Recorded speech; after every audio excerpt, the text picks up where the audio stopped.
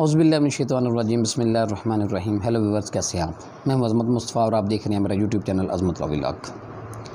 आज जिस टॉपिक के बारे में हम डिस्कस करने जा रहे हैं वो ये है कि कस्टडी ऑफ माइनर जो है वो क्या होता है, और माँ और बाप जो है वो बच्चे की हज़ानत जो है वो कब तक अपने पास रख सकते हैं, या कौन से ऐसे हालात हैं कि जिनमें जो है कि वालिद को या वालदा को बच्चे की कस्टडी नहीं दी जा सकती। यानी कि हम कस्टडी को हम इस वीडियो में डिस्कस करेंगे। कस्टडी से क्या मुराद है जी?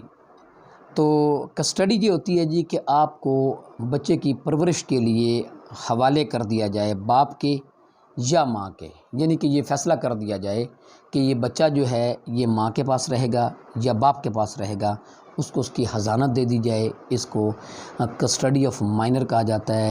इसको डील करता है गार्डियन एंड वार्ड्स एक्ट 1890 जो है उसमें इसमें जो है इस कानून का सेक्शन 17 है जो कुछ ये डील करता है कि वो कौन से अवामिल होते हैं, किन हालात में अदालत जो है वो कस्टडी जो है वो देती है। अदालत को वो कौन से अवामिल देखने चाहिए कि जो भी अगर किसी को अदालत अपॉइंट कर रही है, अदालत के पास दो इख्तियारात होते हैं। इस कानून के हवाले से अदालत किसी को अपॉइंट भी कर सकती है।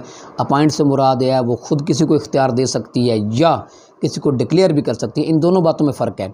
दो अल्फाज हैं जी, एक अपॉइंटमेंट है और एक डिक्लेरेशन है। अपॉइंट जो है वो अदालत ख़ुद भी किसी को कर सकती है, जिसको वो मुनासिब समझती है अदालत, तो वो उसको अपॉइंट कर सकती है।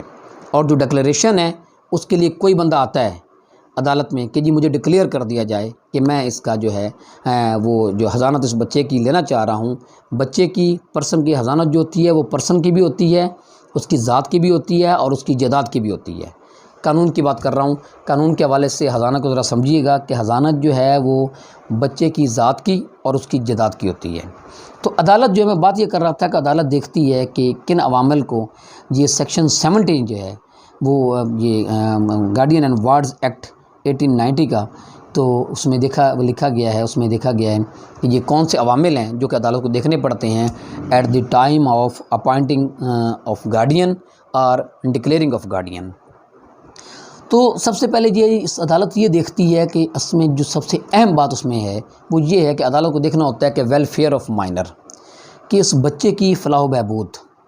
जो भी बंदा आता है इसमें नॉर्मली आज हम वैसे तो माँ बाप भी गार्डियनशिप के लिए अप्लाई कर सकते हैं। अगर माँ बाप नहीं हैं तो कोई चचा, कोई मामू या कोई भी करीबी रिश्तेदार, या इसके अलावा कोई ऐसा बंदा जिसको अदालत बेहतर समझती है, ये वो बंदा खुद बेहतर समझता है कि मैं इस बच्चे की परवरिश करना चाहता हूँ और अच्छे अंदाज में कर लूँगा, तो वो भी अदालत में जा सकता है।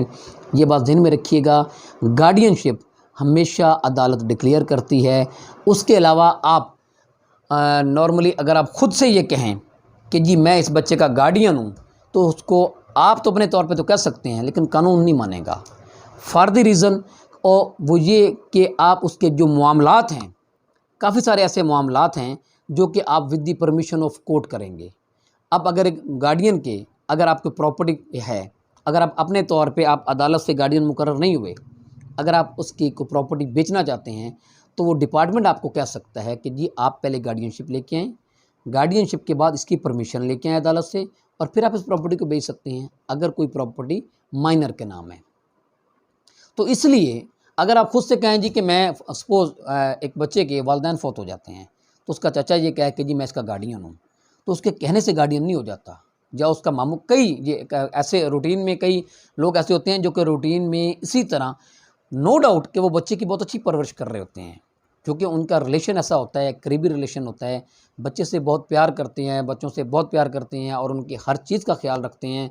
उनकी फलाह बहबूद जो है वो उनका बहुत ज़्यादा ख्याल रखते हैं, उनकी तालीम का और उनके वो अखराजात का हर लिहाज से ख्याल रखते होंगे। लेकिन वो ये नहीं कह सकते कि हम जो है वो उस ज़बानी तौर पे तो अपने आप को गार्डियन कह सकते हैं, लेकिन कानूनी तौर पे वो गार्डियन नहीं है जब तक कि वो अपने आप को गार्डियन अदालत से डिक्लेयर ना करवा लें। ये एक टेक्निकल बात है जो मैं आपको बताना चाह रहा हूँ।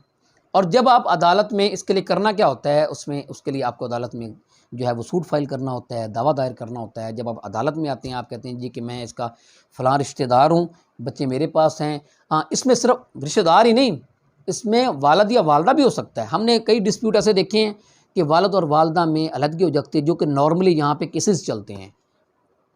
उसमें ये देखा है कि वालिद और वालदा में जब अलहदगी होती है तो फिर जो है वालिद भी वालदा भी दोनों आ जाते हैं, या वालदा के पास अगर बच्चे हैं तो वो भी अप्लाई करती है। हालांकि जैसे मैंने पहले आपको बताया कि वालदा के पास बच्चे होते हैं, लेकिन वो उनको जब तक अदालत से अपने आप को डिक्लेयर नहीं करवाएगी गार्डियन, तो कई मामलात में उसको मुश्किलात का सामना हो सकता है। बच्चों की वो अखराजात के लिए, जैसे बच्चों की कोई प्रॉपर्टी हो, या कई जगह पे जो है वो उनको ये गार्डियनशिप सर्टिफिकेट जो है उनको ज़रूरत होती है, कई इदारे मांग लेते हैं, तो फिर उनको अदालत में आना पड़ता है अपने आप को डिक्लेयर करवाने के लिए कि जी मुझे इस बच्चे का जो गार्डियन है वो डिक्लेयर कर दें। अब जब वो अदालत में आते हैं, जो मैं बात पहले कर रहा था, कोई अदालत ने क्या देखना है, अदालत ने वेलफेयर ऑफ माइनर देखनी है। अदालत ने बच्चे की एज के हिसाब से कि जिस बच्चे के जितनी उम्र है, इसकी वेलफेयर, इसको परवरिश कौन अच्छा कर सकता है।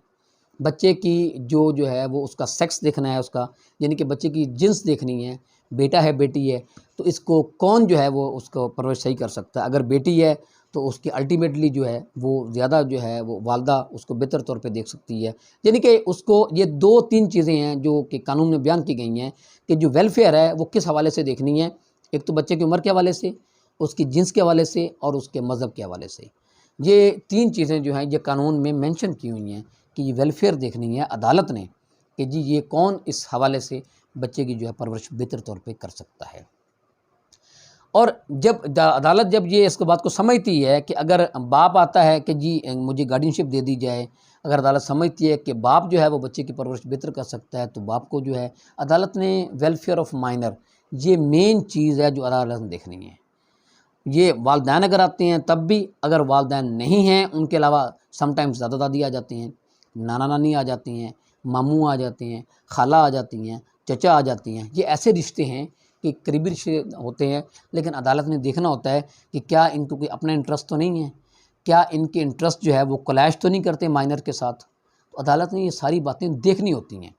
उस देखने के बाद फिर जो है वो अदालत जो है वो इस बात का फ़ैसला करती है कि जी, वैसे आपको बताता चलूँ कि कानून में और जो है वो बच्चे जो हैं वो 7 साल तक जो बेटा है वो माँ के पास रहता है, और बालग होने तक बेटी जो है वो माँ के पास रहती है।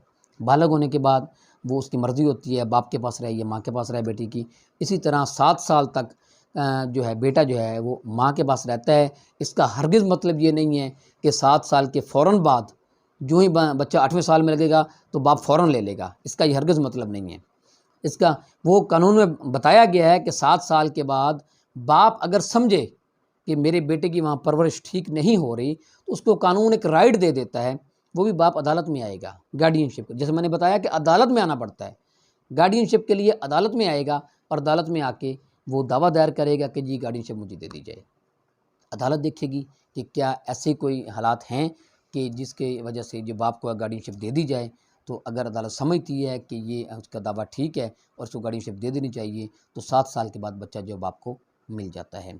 जैसे कि आपको छोटी सी मिसाल दे देता हूँ यहाँ पे कि अगर देखा ही जाता है या लोग नॉर्मली समझते हैं कि अगर दोनों मियाँ बीवी में अलहदगी हो गई है और औरत ने आगे दूसरी शादी कर ली है अलहदगी के बाद, तो ये बाप ये समझता है कि ये मेरा एक राइट बन गया है कि मैं बच्चा जो है वो मैं ले सकता हूँ, तो उसके लिए वो गार्डियनशिप का दावा दायर कर देते हैं। लेकिन इसमें लेटेस्ट लॉ भी है कि जी ये कोई वजह नहीं है कि हायर अथॉरिटीज़ की जो हायर जो है वो अदालतों का ये कानून है कि इसमें उन्होंने होल्ड किया है कि ये माँ की जो दूसरी शादी है ये कोई वजह नहीं है कि गार्डियनशिप जो है वो बाप को दे दी जाए।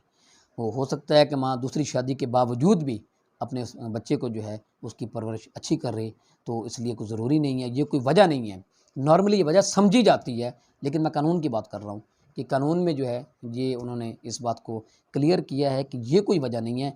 अगर अदरवाइज़ कोई ऐसी वजह बनती है कि जी शादी के बावजूद भी, जैसा कि एक वजह बन सकती है कि अगर माइनर लड़की हो और माँ वो मेजर होने वाली हो, ठीक है, तो माँ जो है शादी एक ऐसे बंदे के साथ कर लेती है जिसका उसके साथ पहले कोई ब्लड रिलेशन नहीं होता, तो फिर जो है वो उसके लिए वो बच्ची जो बड़ी हो रही है तो जो उसके लिए जो शौहर होता है माँ का वो अजनबी होता है, तो ये एक रीज़न हो सकती है। बहरहाल हर केस टू केस जो है वो फैक्ट्स वेरी करते हैं, तो अदालत हर जो है वो उसके फैक्ट्स को जो है हर केस के फैक्ट्स को देखती है, उस पर फैसला करती है।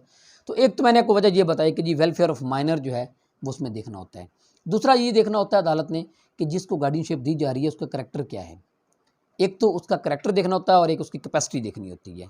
ये आपको कानून की बातें बता रहा हूँ कि करैक्टर की जिसको ये दिया जा रही है, जब जो देने जा रहे हैं, जो मांग रहा है कस्टडी माइनर की, उसका करैक्टर क्या है, उसकी कैपेसिटी क्या, कैपेसिटी मैंने पहले आपको बताई है कि उसका रिलेशन क्या है, वो किस कैपेसिटी में मांग रहा है, वो क्या रिलेशन है, तो उस हवाले से वो अदालत भी उसको देखती है। अगर वालदैन ना हों तो वालदैन की अगर ज़िंदगी में अगर वालदैन बीमार हों या ऐसी कोई सूरत हाल हो, तो फिर वालदैन की अगर कोई ख्वाहिश हो कि हमारे बाद ये बंदा जो है जिसका गार्डियन होना चाहिए, तो उनकी ख्वाहिश का भी एहतराम किया जाएगा। वो भी देखा जाएगा कि अगर उनकी कोई ये ख्वाहिश थी कि फ़लाँ बंदा जो है इसका गार्डियन बन जाए, जैसे समटाइम्स वालदैन शादी कर लेते हैं, ऐसे हालात भी पैदा हो जाते हैं, तो उनके पास इतना टाइम नहीं होता कि बच्चों की परवरिश कर सकें, तो उनकी अपनी ख्वाहिश होती है कि जी वो अलहदगी के बाद वालदा अपनी शादी आगे शादी कर लेती है, वालिद आगे शादी कर लेता है, तो उनके पास ऐसी पोजीशन नहीं होती, तो उनकी अगर कोई ख्वाहिश हो कि जी फ़लाँ बंदा हमारे बच्चों की परवरिश कर ले, तो उनकी ख्वाहिश का भी एहतराम किया जाता है। और उसके अलावा जो है एक सबसे अहम बात जो है वो ये है कि अगर बच्चे इतने समझदार हैं कि वो खुद वो कह सकते हैं कि जी हमने जो है फ़लाँ के पास रहना है, कि हमारा जो है हमारा फ़लाँ चचा जो है वो हमारी परवरिश करे, हम उसके पास रहना चाहते हैं, मामू के पास रहना चाहते हैं, खाला के पास, दादा दादी या नाना नानी के पास रहना चाहते हैं। कहने का मकसद ये है कि कानून में ये बात भी लिखी हुई है कि अगर बच्चे समझदार हों और अपनी वो राय दे सकते हों, तो इस राय का एहतराम किया जाएगा। इस पे हायर कोर्ट्स ने भी इसका जो है वो ये फ़ैसला जो दिया है इन पे काफ़ी सारे, तो वो उन्होंने कहा जी कि बच्चों की ख्वाहिश का भी एहतराम किया जाए। अगर बच्चे ये कहते हैं जी कि हमने फ़लाँ के पास रहना है, तो अदालत जो है वो ये भी देखेगी। तो इस हवाले से वो जो है ना वो उनकी गार्डियनशिप जो है उसका फ़ैसला कर देगी। तो ये थे जी वो कुछ अवामल जो कि गार्डियनशिप के हवाले से जो मैंने आपके साथ डिस्कस किए हैं। मैं उम्मीद करता हूँ इस हवाले से कुछ ना कुछ आपको आगाही हासिल होगी। तो इसके साथ मुझे इजाज़त दीजिए। अल्लाह हाफ़िज़।